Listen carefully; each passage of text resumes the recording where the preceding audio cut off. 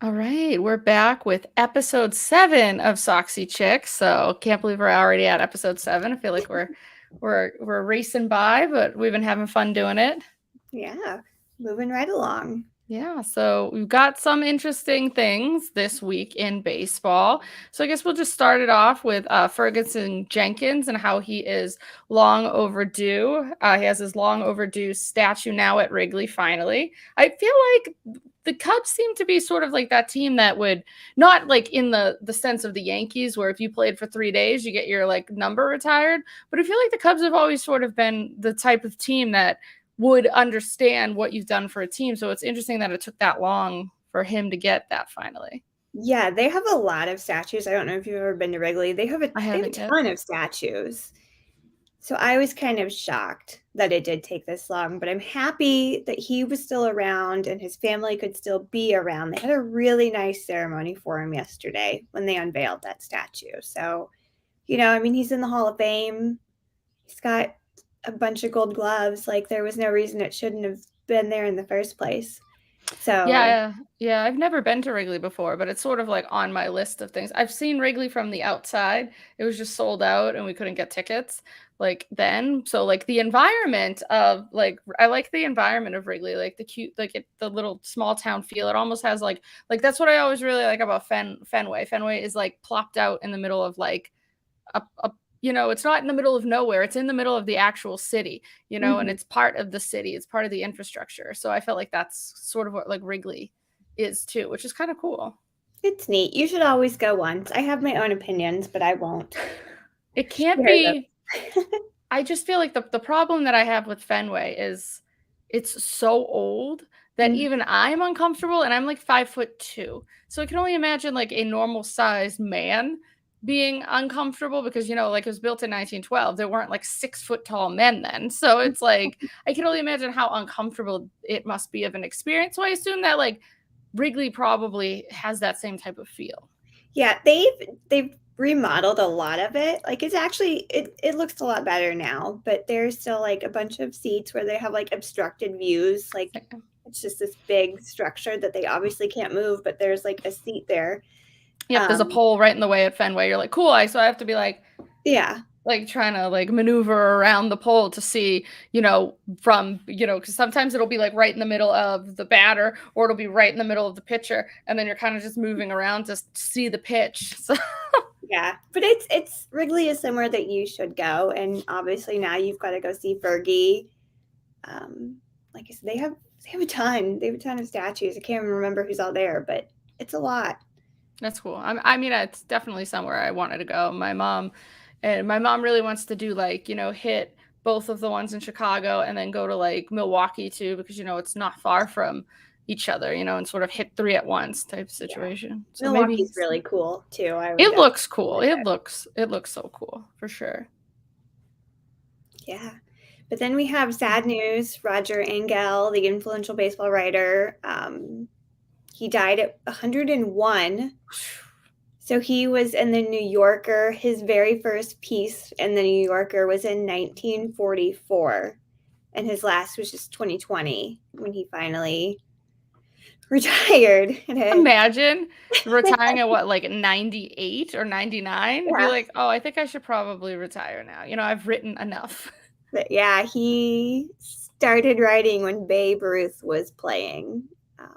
It says, That's crazy. his lifespan from Babe Ruth to Shohei Ohtani, and he was kind of considered the sports poet laureate. So, yeah, he passed away on Friday at 101. So that is a life well lived, a very influential voice in the baseball community. So, Yeah, imagine just living through Babe Ruth and then the second coming of Babe Ruth, something you probably never thought you would ever see again. And then you see it again. That just shows you, I mean, 101 years, that is, like you said, that is a life well lived.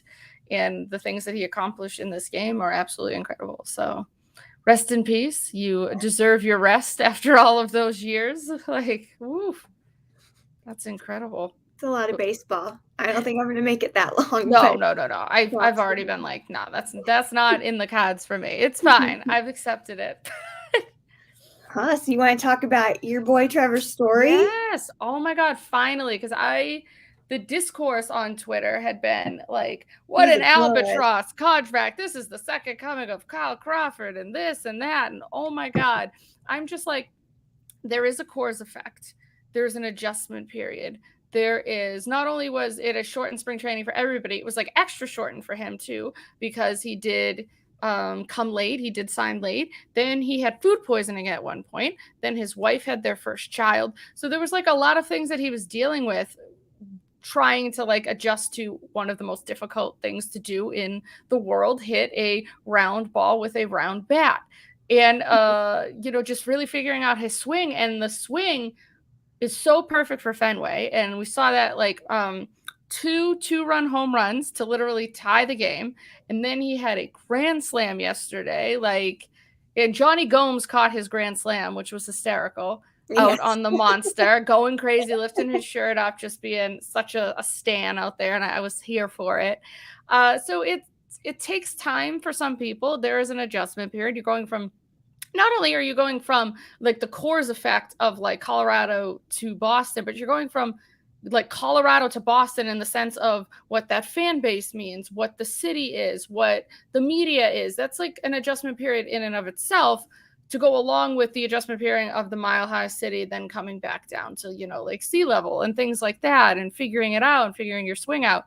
But finally, it's coming together for him. The Red Sox office, I mean, they're just getting, I don't know what's going on sometimes. It's like, the problem is like, we'll just have all of it clicking and then all of it not click. And it's just like, I need it to consistently start to click. And I think maybe it will be. And a big part of that is Trevor Story getting going. Yeah. For sure. So I'm very happy.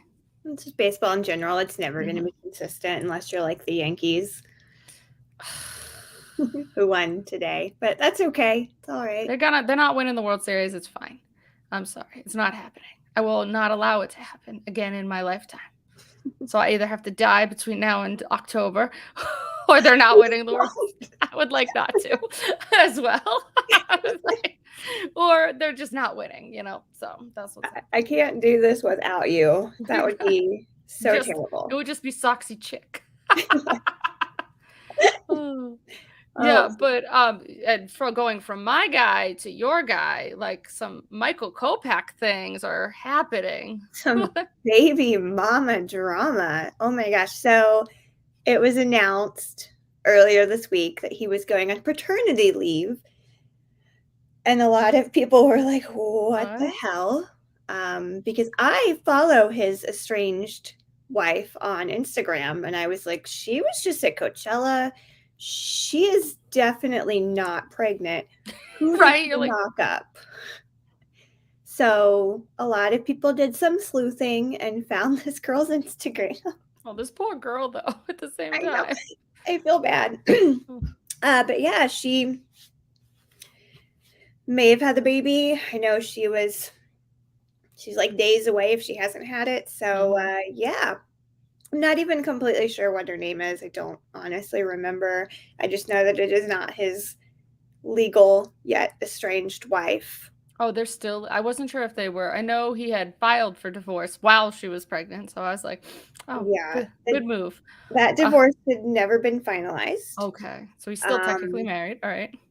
She had some subtweeting on Twitter on his birthday, kind of about how you can only grow if you let yourself grow. I was like, oh, okay. She doesn't seem too happy about. I mean, could you blame her, really? Gallivanting and playing stepdad and now new dad with someone he's been with for like 10 months. That's some instant getting pregnant. That's impressive, actually. Yeah, that's a lot. So he's back. They reinstated him from leave, but to my knowledge, she has not had this baby yet. I will have to go creep her Instagram. I definitely followed her just to creep because now I'm curious forever. But yeah, he's messy. It seems it. Like, shoot. All the pretty ones are. That's true. He can easily get it, apparently. But there's a difference between easily getting it and then just be getting women pregnant. Yeah. Like, get it. I'm all for, like, in my 20s, it was my hoe era, like, I'm all for it. I'm not knocking it, not shaming it, but, like, getting people pregnant on a regular basis? Like, that what are we doing there? You're, like, 26. Like, why do you have 2 baby mamas right now? I always think about that old lyric that you better wear latex so you don't get that late text saying I'm late Ooh, text. Like, I think he needs to listen to that song. It came out like 10 years ago, so he was a baby still, but yeah. I think it's overdue. Buy that Yeah. man some condoms. Yeah, I mean, at least with his wife, it seemed like they were like you're married, you're potentially like gonna have this child, you're happy and blah blah. And then it's like, oh no, I want to get a divorce because he probably realizes I'm what like 24 and I don't want this. But then cool, you want to just go out and you just want to be 24. But then by the time you're 26, you've already had another child. Like, guy, you're in this deep now. Yeah. And I mean, he's playing stepdad to her kid. She's Oh got my like a god. toddler. So I'm just like, that's 3 kids that you are You responsible for really now. be pitching and making that coin there, Michael Kopak, because you got some babies to support right now. Yeah, no wonder he's so stressed all the time. Man. Right. Oh my god. Whew, he's a mess. He's messy. Oh, but you still love him because, of course, He's pretty. exactly, exactly. But then we got some news for the Orioles. They finally beat Tampa Bay after going 0 for their last 15 attempts. Yeah, On a walk-off home run from a good old Rougned Odor. Like, they're heating up. Those ah, Orioles. They yep. beat the Yankees the other day. On a walk-off on a walk-off in that one too. Like, they just be hitting them walk-offs in Camden Yards, and we can actually transition a bit into, some Camden Yards, like, brouhaha, because Aaron Judge comes out and makes these remarks about, how them changing what they've done is taken away from, like, the majestic nature of what is Camden Yards. One, I don't even really notice. The only difference is that they're not on top of the players. That's really the only difference. And because it's taking away your home run, Aaron Judge, you play in a goddamn Little League ballpark. Like, you want to talk about things like that. It's like, come on, Aaron, come on. Yeah, I will still take Camden Yards over Yankee Stadium any day of the week. It's still Absolutely. just so cool. And you're Yankee right, Stadium looks bland. it does. It's It just, boring. It kind of matches their whole team. yeah, it fits. It fits their aesthetic, the boring blue aesthetic. That it's like, oh, gross. Good thing I never wanted to go to NYU because their graduation is in Yankee Stadium. I'd probably have to kill myself. Speaking of Yankees, we can just bounce off of that too with Mm-hmm. Josh Donaldson. Little punk he is. Like, this has been going on. A lot of people think that this little beef between him and Tim Anderson started in like Twins era, but no, he's been this like punk since Blue Jays era. Mm-hmm. And he was making some kind of not great comments today to Tim Anderson, and Tim kind of let it just rub off. And then Yasmani Grandal actually kind of started something with Josh Donaldson, had a little Good. fight in him, and he was like, "We're not saying these things." And Tim says he kept calling him Jackie, like Jackie Robinson, and it was just really uncalled for. I mean, I'm sorry that Tim Anderson is the coolest baseball player right now and you're jealous, but maybe keep your like racist remarks to yourself. Nobody wants to Yeah. hear them. No, absolutely not. Also, just what gives anybody the right to believe that, like, saying that is okay? Yeah. Just in, or just believing, like, oh, I'm calling him Jack, because that's the person that broke the color barrier. Look at he is. He's like one of the biggest African American players in the game. Well, there's nothing wrong with that. There's so much wrong with that. But the fact that people think there's nothing wrong with it is truly what scares me about this country, because there's outward blatant racism where you're like, oh, this person is a racist. And then there's doing things like this that is like racism, but you're like, oh no, how can it be? But it is. And like, it's things like that that just really, really irk me out. Yeah. It's uncalled for. And I hope something is said. Tony La Russa addressed it afterwards that he was making more racist remarks, and Tim went on and addressed it, saying he kept calling him Jackie, and he's not in the mood for it. They're there to play baseball, and I mean, you can taunt players all you want. I don't care, but Oh yeah. if it's going to be racist or just downright nasty, then no. Yeah. Could you hear it at all over the broadcast? Like, could you hear, like, was there any, did I it pick didn't it get to up? watch the game. Oh, okay. I Because was I in was the wondering. Little League game, so I just caught up on all of it later. But I did catch the chit chat with Yasmani, and then players were kind of. It looked like it was getting pretty tense, so a lot of players kind of came up and broke it off. But And you wonder how someone like Aaron Judge feels about that. Like, this is somebody that's in his clubhouse that is saying these remarks to another African American man.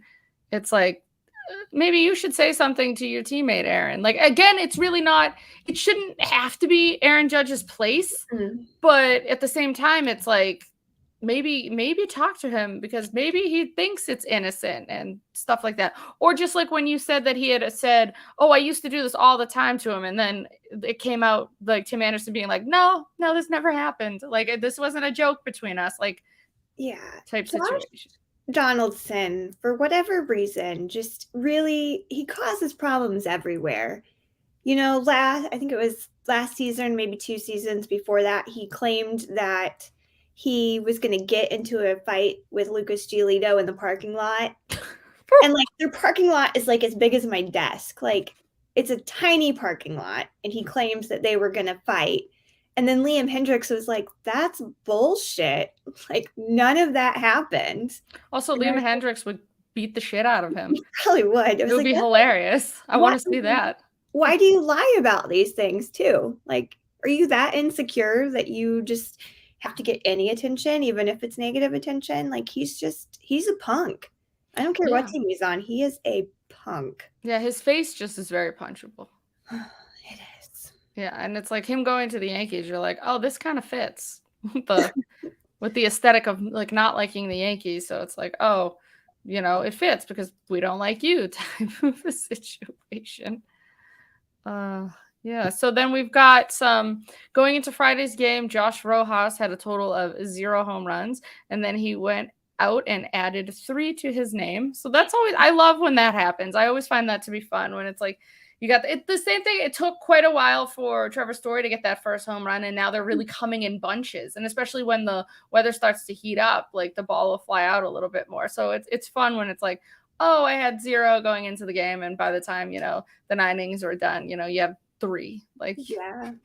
And then Wilson Contreras had his 100th career home run, and it was a grand slam of all things. So I'm pretty sure they still lost that game. It was like a slugging fest, and the Cubs ended up still somehow losing that game.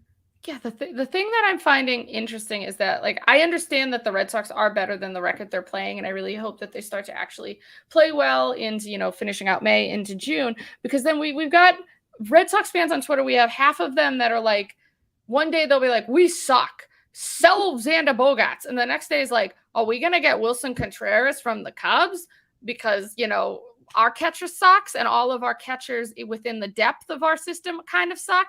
So it's like really people be like, they want like a Wilson Contreras. And I was like, well, the Red Sox keep sucking too. It's not like we're going to just get Wilson Contreras on our team type of a situation. So it's funny. Yeah, and your guy, Alex Cora, 300 regular season wins. Yes, finally. I love Alex Cora, but I will always never understand his bullpen management. That's always sort of been his bullpen management, and his loyalty, which I do understand is a great thing to have, but the loyalty to his players, sometimes he's loyal to a fault. And I feel like that sort of gets him into trouble as well. So those are my 2 gripes. But I mean, to getting to 300 wins is not an easy feat. So the people that say he's a terrible manager, no, like he's a pretty good manager. Nobody is perfect. Like everybody has, like we're human, so everybody has their faults, and he has a few of them for sure. But getting 300 wins, it's so exciting. And there'd be more if, he wasn't, suspended for 2020.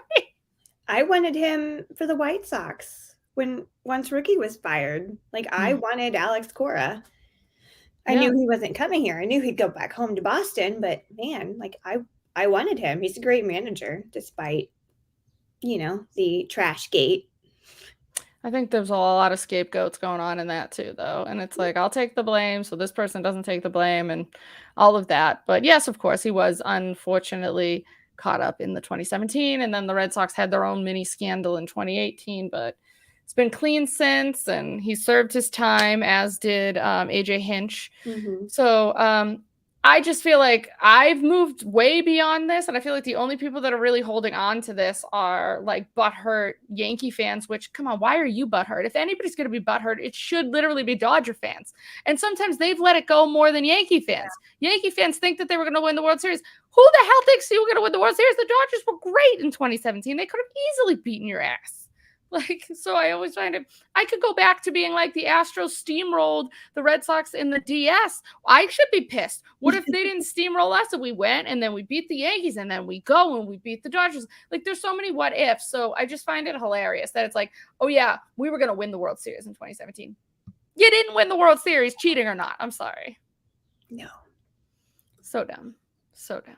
But other good news, Eduardo Escobar reached his 10 years of MLB service time on Thursday. They had a really sweet little celebration for him. So Max Scherzer gave this like nice speech about him, and I was like, that makes me feel good that he's there and he's being celebrated in that fashion. So I mean, it's great because that's so important for just when you go into retirement, getting those 10 years.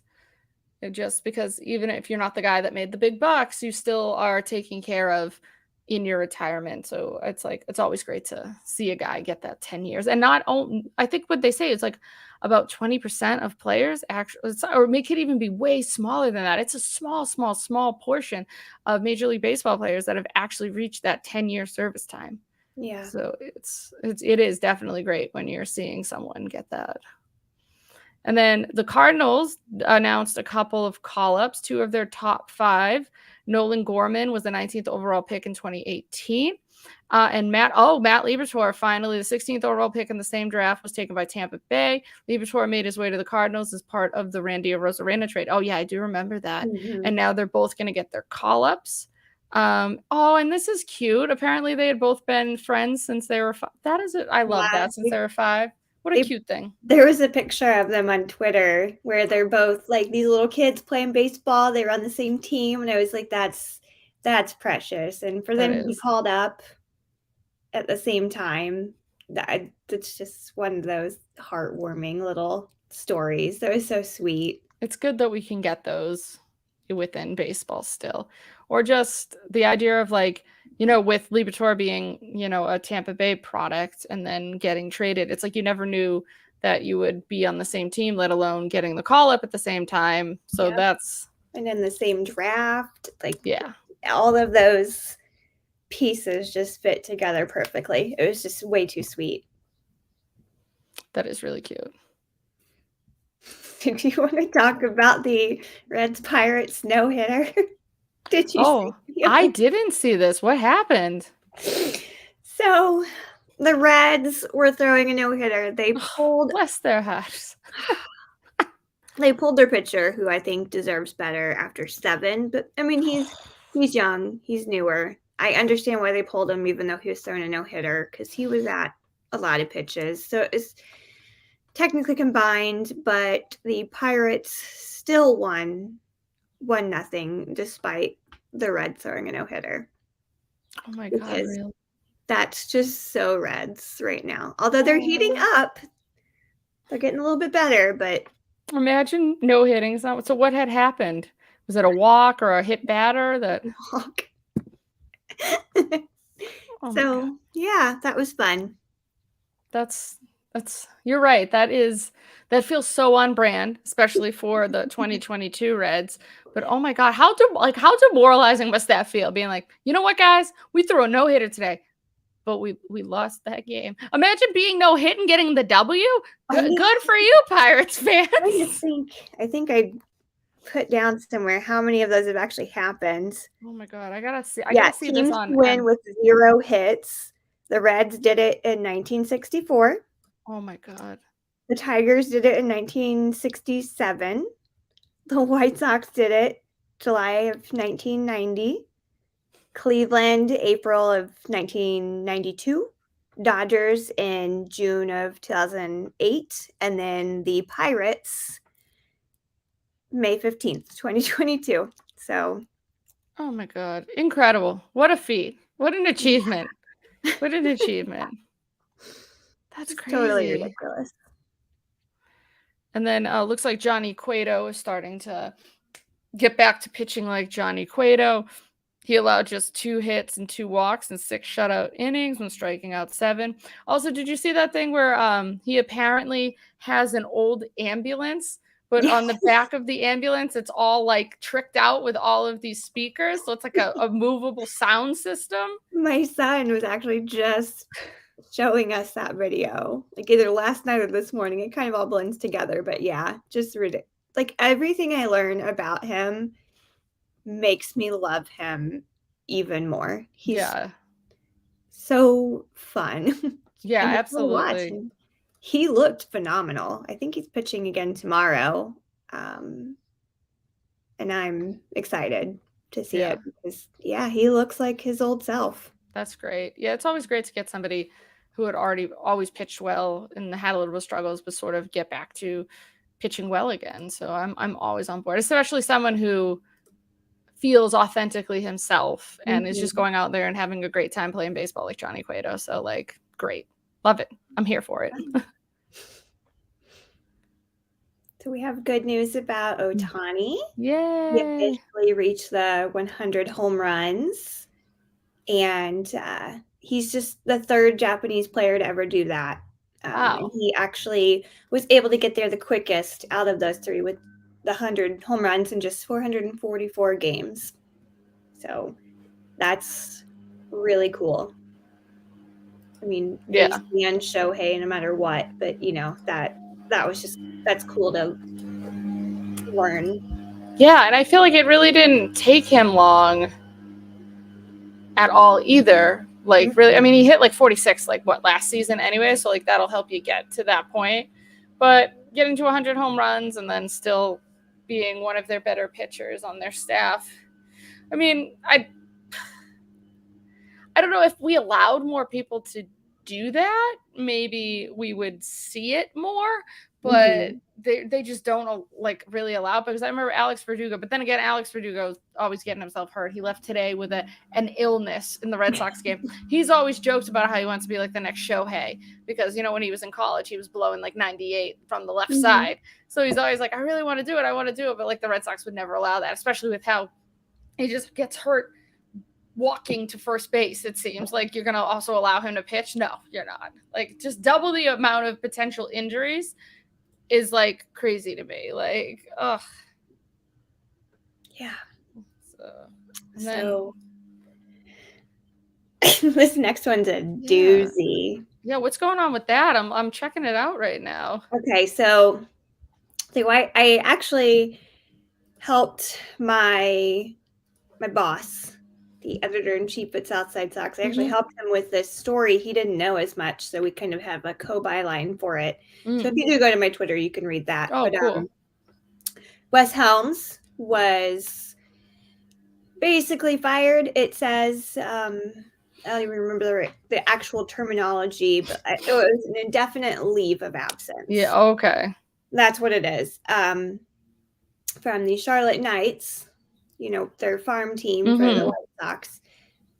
He was actually one of 6 listed in that lawsuit with Omar Vizquel, Oh God. that boy, that was sexually assaulted and made fun of and all of this. But Wes is one of the 6 mentioned in the lawsuit that would like mock him and laugh at him and kind of knew what was What was going happening. on? Fun guy. He was the only one left out of those 6 that still had a job within that organization. Mm-hmm. So we don't know the circumstances of this indefinite leave, but I mean, that trial is coming up pretty soon with Omar. So I have a feeling because he's named in that lawsuit, he's probably on this little leave. For that, Because yeah. a lot's going to come out. And, if you aren't familiar with that suit, if you haven't read it, you'll find out soon enough that he is mentioned in it. So I think they're kind of cutting some ties with a lot of the people that were involved in that. It's crazy We that he don't know how still far. had a job. Yeah, I don't know how far it's going to go either. And he's been promoted. Like he used to just be down there with, one of their lower A teams, and he Yeah. wasn't even managing. He's been managing the Charlotte Knights for at least a year now. So yeah, I think they're just cutting off some loose strings. I don't know how far it's going to go to the top because Mm. surely some of the, White Sox front office had a clue. Like I have to assume that Rick Hahn knew. I mean, Rick Hahn seems to be quite a guy anyways. So like, jeez. Yeah. But yeah, just even being named in something like that, and like you said, getting promoted, Mm-hmm. like what, like why? What? I don't Well, I know. mean, to be fair, Daryl Boston is still their first base coach, Oh, what and was he named too? no, he wasn't named in this lawsuit, but he has been accused of sexual assault back in, I think it was 92 while he was on the Mets. He was one of 3 players on the Mets that were accused of, trigger warning raping this woman. Jesus. And he's a Still first base working? coach. Ugh, A lot of gotta people, love privilege. Gotta love yeah, a lot of privilege. people don't know that or realize that. Yeah, I Like, didn't realize that. I had to break that news to a lot of people recently. Like, no, he's not someone you want on your team either. He's not a good guy. Jesus. God.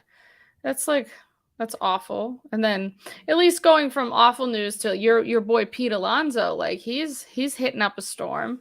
So that's good. Good guy Pete, as far as we know, seems like a very good guy. I think he is. Yeah. And you want to see someone like him do really well. So, and then, the Mets have just been really well, but I mean, they just hit another bit of a roadblock because, Max Scherzer is 37 years old. So it was a moderate to high grade internal oblique strain, which that could take a while. They're saying about 6 to 8 weeks for him, but Tyler McGill is going to hopefully start throwing again. So Tyler might be coming back sooner than later. And then Jacob DeGrom, that's still really up in the air, but I've Yeah. heard mid to late June. That's pretty close if Yeah. that is true. So if they can just hold on just a little bit longer, I mean, for them to be down so bad with these like big pitching injuries and still be like kicking ass and taking names, you can't be mad. And when Pete Alonso is like fully heated up already and it's just, mid-May, Mhm. you got to pray for the league. Oh yeah, it's gonna be. They're a great team. I mean, they went out and they did the trades that they wanted. They spent the money that they wanted, but you can't control injury. But if you can hold water and not even just hold water, but play well while your guys are injured, just imagine how well this team is going to be when there's a healthy Max Scherzer, a healthy Tyler McGill, and then a healthy Jacob DeGrom to go with a Chris Bassett and like a Carlos Carrasco. Like, bite me. Like, they're leading the National League, and yeah, all of this is happening to them. So yeah, they're they're good. going to be good. They really are. They really are. But the Red Sox have been experimenting a bit with Garrett Whitlock in the starting role. I still, even after today, I believe that he should be a starter. It was that first inning, he just had absolutely no command. He wasn't throwing his slider. Big problem is, Christian Vasquez really doesn't call a good baseball game, and that was on display today. So I think that the rotation is where he belongs, even though every single person on Twitter just believes that he should be in the back in the bullpen. Maybe when Sale comes back, he will go back into the bullpen, but And also, this has been people are like getting on him. He was sort of just like thrown back into the rotation versus like I didn't think the rotation was going to happen until 2023, which meant you spend the whole 2022 in the bullpen and then you have your entire offseason to gear back up and get ready to be a part of the rotation. So I think it's honestly unfair to him too. He's just thrown out there and people are like, rah, rah, rah, rah, rah. I was like, it's it is what it is right now. It's difficult, but I think he belongs in the rotation long term because his stuff is good and he has a great pitch mix to be a starter. But that's just my opinion. I mean, that's similar to what they did with Michael Kopech. They did not stretch him out enough last year. Yeah. And thankfully, he's been doing great despite still not having a win under his belt, which is so frustrating because ERA is under 1 and he still doesn't have a win. I think it was at like 93 or something last time I checked. But there's no offense to back him up. Yeah. Because those bats have been cold. Like Jose Abreu is finally starting to hit, but right now it's Tim Anderson and Luis Robert, and that's it. Everybody else is just streaky and cold. Like it's bad when Adam Engel is hitting home runs. Yeah, but at least good news on the 5 spot that Garrett Whitlock threw up there was completely erased because the Red Sox offense has been really great lately, and now it's 5-5. So I gotta check back on my boys when we're done doing this. But it's still frustrating that like fans are like, I don't know, getting on him and things like that, and it's like no, like he didn't ask for anything. He just went out there and he's doing it. So. Yeah, I want to see fans going out there and throwing those pitches too. Like when people just complain about that, I just want to be like, you do it. Yeah, because you definitely can't do it. Can you get it across the plate? Probably not. No. Yeah, it's like you're probably going to bounce 8 times before it even gets to home plate. So you try, you Twitter warriors, But is there anything else that we needed? I think we hit our week. Yeah, worth of things. I'm sure there were things that we forgot, but that was kind of the really big news from this week that I saw. Fun week absolutely. Yeah, it's been great. I'm excited. Hopefully my boys can win again. I was predicting a sweep of the Mariners, and it's 5-5, so it's a new ball game right now. So maybe my sweep could still be intact. So fingers crossed for that. Yeah, and the White Sox got a series win against the Royals. Step in the right direction. That's what matters. Get those series wins. They lost today, but hey, they got a series win against the Royals. You did. You got the series win. That's really what you want. Sweeps are great, but you just want to win series. So absolutely. But yeah, so that was this week with Soxy Chicks. We will be back with you next week. So as always, you can catch us here on the Pesky Report channel, and we love chatting with you all. So reach out to us. Questions too. We loved when we had all those questions that one week. So send them away. Yes, absolutely. All right. Bye, everybody. Bye.